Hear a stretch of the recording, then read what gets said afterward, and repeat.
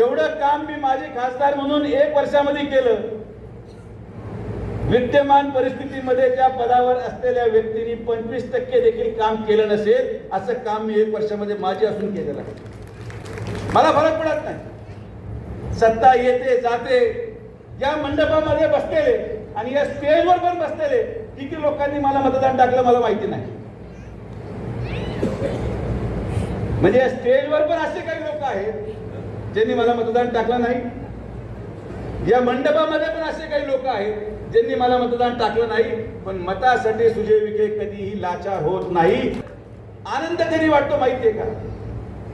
जेव्हा आज लोक मला येऊन भेटतात आणि जेव्हा लोक म्हणतात की आमची फार मोठी चूक झाली, मला इतका आनंद होतो की तुम्हाला मी सांगू शकत नाही.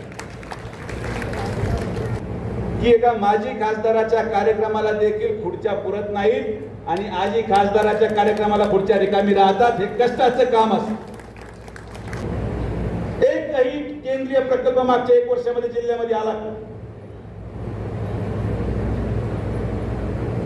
नगर शहरामध्ये मागच्या 1 वर्षामध्ये एक तरी विकास कामाचं नारळ फुटलं.